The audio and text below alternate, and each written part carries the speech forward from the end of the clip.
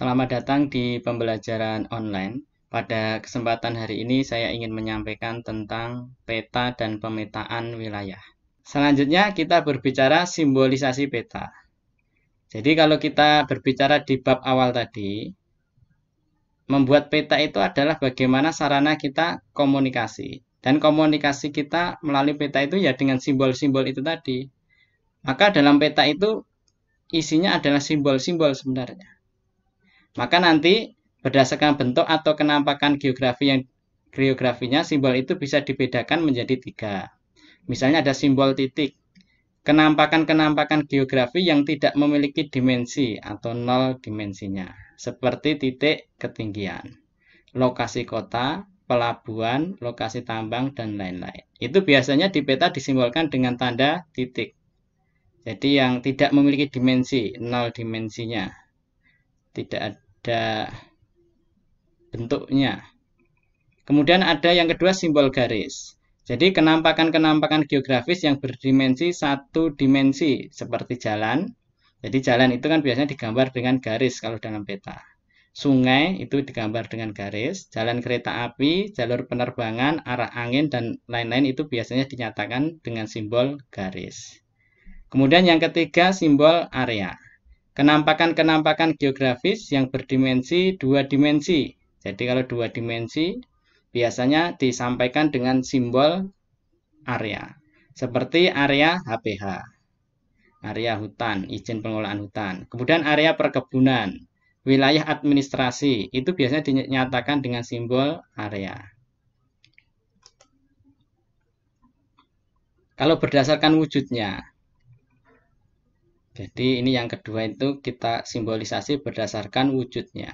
Jadi simbol itu berdasarkan wujudnya ada simbol piktorial. Simbol piktorial yaitu suatu simbol yang dalam kenampakan wujudnya ada kemiripan dengan wujud unsur yang diwakili. Dari simbol piktorial ini simbol yang mirip dengan wujud aslinya.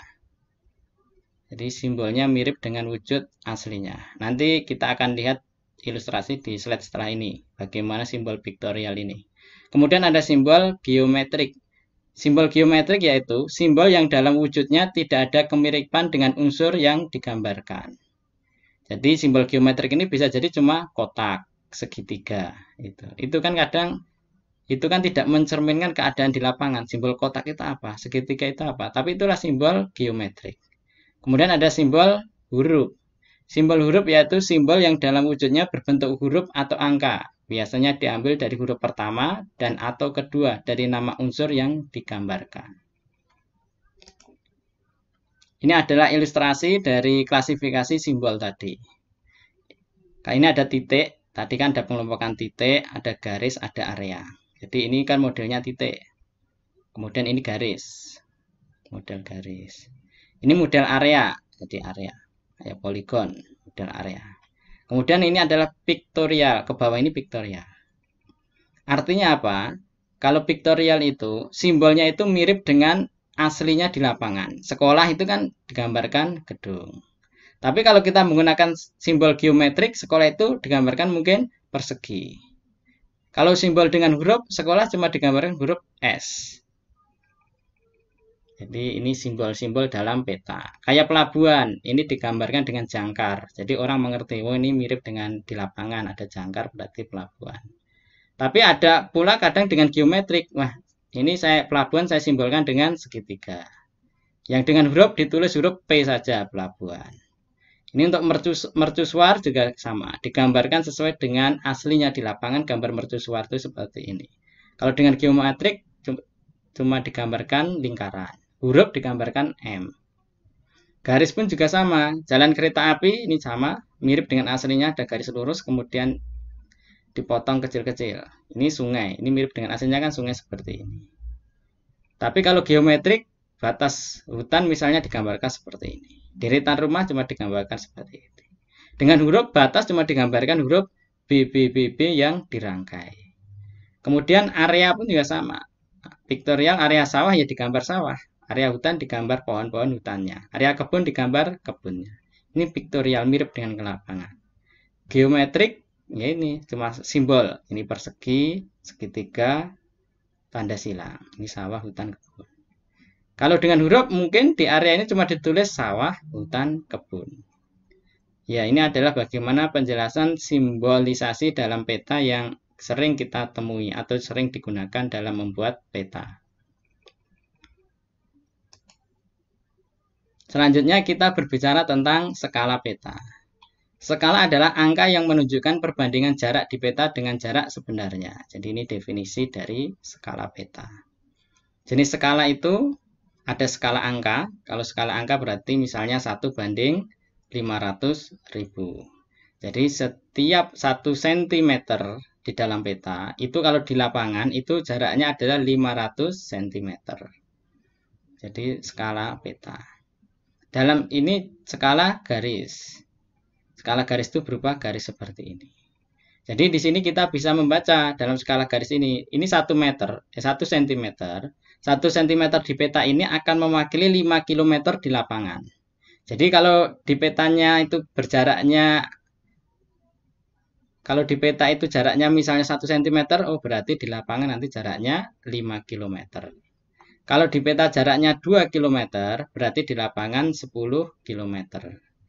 Kalau di peta itu ada jarak 3 cm, berarti di lapangan ada 15 km. Kemudian juga ada skala verbal, yaitu 1 cm ditulis sama dengan 5 km. Ini jenis-jenis dari skala di dalam peta. Selanjutnya yang ketujuh kita berbicara tentang proyeksi peta. Jadi untuk menghindari terjadinya kesalahan yang lebih besar dalam ukuran luas dan jarak, bentuk permukaan bumi pada peta, maka dalam pembuatan petanya digunakan proyeksi peta.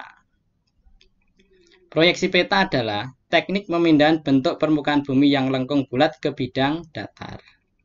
Jadi proyeksi peta ini berbicara tentang bagaimana kita memproyeksikan bumi itu kan bulat seperti gambar ini, seperti gambar ilustrasi ini. Bumi itu bulat. Maka bagaimana supaya ini nanti bisa digambar dalam bidang datar, hasilnya seperti ujung ini.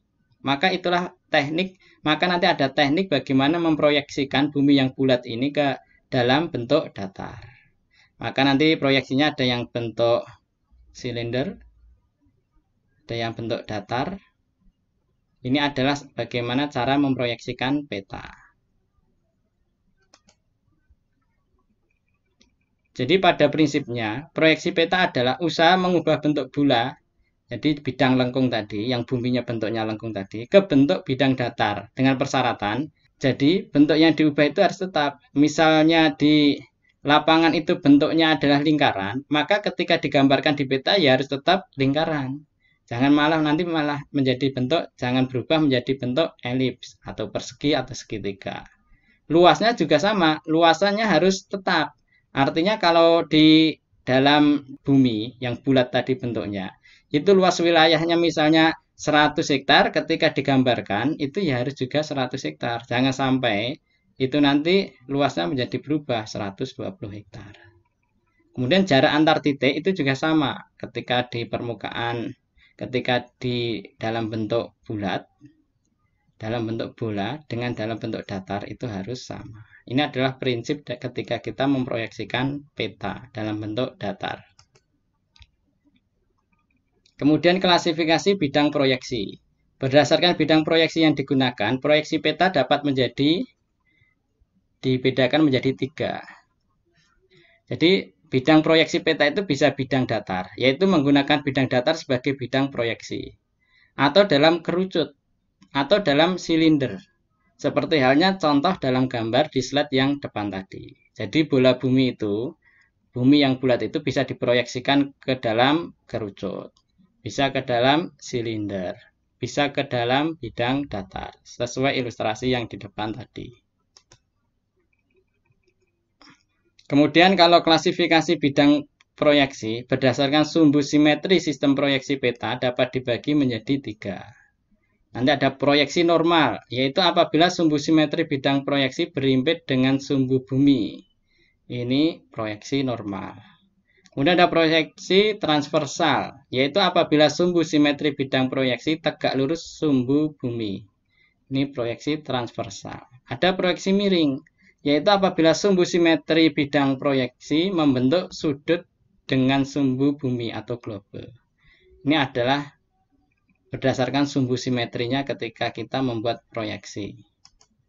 Selanjutnya proyeksi peta. Yang ke C, yaitu berdasarkan kedudukan bidang proyeksi. Berdasarkan kedudukan bidang proyeksi nanti dibagi menjadi 2. Kemudian masing-masing ini dibagi menjadi 3, dibagi menjadi 2. Yang pertama, yaitu berdasarkan kedudukan sumbu proyeksi dan sumbu bumi. Nanti ada proyeksi normal, yaitu sumbu proyeksi berimpit dengan sumbu bumi. Kemudian nanti ada proyeksi miring, ada proyeksi transversal. Kalau berdasarkan kedudukan bidang proyeksi dengan bola bumi, nanti ada namanya yang pertama itu proyeksi menyinggung, yaitu bidang proyeksi menyinggung pada satu titik dengan bola bumi. Ada namanya nanti proyeksi memotong, yaitu bidang proyeksi memotong pada 2 titik dengan bola bumi. Jadi ini adalah ilustrasi jenis-jenis klasifikasi proyeksi tadi. Ini proyeksi normal tadi. Ini proyeksi normal. Ini transverse, oblique.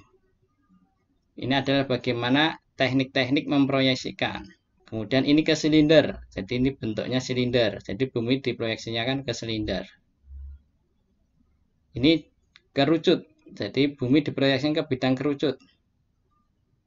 Jadi ini adalah jenis-jenis klasifikasi proyeksi dari bola dunia atau bumi ke dalam bidang proyeksi. Ini contoh hasil proyeksi. Jadi ketika kita proyeksikan ini adalah proyeksi dari bumi ke bidang datar. Hasil proyeksinya seperti ini. Bidang datar, bulat. Hasil proyeksi ke bidang datar. Ini adalah hasil proyeksi ke kerucut. Bumi ke kerucut. Ini hasil proyeksi dari bola bumi di dalam silinder tadi. Memanjang seperti ini. Cara memproyeksi peta. Selanjutnya, cara memproyeksikan peta. Jadi peta itu nanti yang pertama adalah geometris. Dilakukan dengan cara perspektif dengan prinsip penyinaran. Jadi ini adalah geometris. Ini dengan prinsip bagaimana ketika ini disinarkan ke dalam bidang datar ini. Kemudian yang kedua dengan cara matematis atau non-perspektif. Yaitu memindahkan titik-titik di permukaan bumi semuanya diperoleh dengan cara perhitungan matematis. Artinya tidak melalui penyinaran. Jadi ini, titik-titik di bumi ini dipindahkan ke bidang datar ini. Mindahkannya bagaimana? Yaitu dengan rumus matematika. Kemudian ada semi geometris, yaitu sebagian dilakukan secara geometris dan sebagian lagi dilakukan melalui cara perhitungan matematis. Kalau ini gabungan berarti geometris dan matematis. Jadi proyeksi yang sering kita gunakan adalah proyeksi UTM. Jadi proyeksi UTM ini dibuat oleh Amerika. Sekitar tahun 1940-an, tentara Amerika. Sejak itu proyeksi ini menjadi standar untuk pemetaan topografi. Jadi hari ini yang sering dipakai adalah UTM ini, yaitu menggunakan proyeksi silinder. Jadi ini proyeksi silinder ya, bukan kerucut, bukan azimut tadi. Dia menggunakan proyeksi silinder. Jadi ini bola bumi, kemudian ini ada silindernya dengan proyeksi seperti ini. Proyeksi UTM ini ciri-cirinya antara lain dibuat zona-zona atau zona atau wilayah yang tiap zona mempunyai meridian tengah tersendiri. Jadi lebar zona ini 6 derajat sehingga kalau satu bumi itu dibagi menjadi 60 zona. Jadi dibagi menjadi 60 wilayah menurut UTM ini. Satu dunia atau satu bumi. Kemudian zona 1 itu dimulai dari batas meridian 180 derajat bujur barat sampai dengan 174 derajat bujur timur. Jadi nanti setiap zona pada UTM mempunyai pertampalan sekitar 40 km atau 25 mil. Sehingga setiap titik yang berada di daerah pertampalan mempunyai 2 harga koordinat. Kemudian ini adalah peta UTM wilayah Indonesia. Jadi kalau Indonesia itu kita masukkan, peta Indonesia itu kita masukkan ke zona UTM tadi, ke wilayah UTM tadi, itu seperti ini. Indonesia dibagi menjadi zona seperti ini, wilayah-wilayah seperti ini, zona-zona seperti ini. Misalnya Provinsi Kalimantan Selatan, semua wilayahnya berada di zona UTM 50S. Jadi di 50S ini. Ini adalah Kalimantan. Jadi Kalimantan Selatan semuanya di sini. Selanjutnya, yang ke-8 adalah komposisi peta. Jadi komposisi peta adalah cara penempatan informasi lain, informasi tepi di samping peta itu sendiri.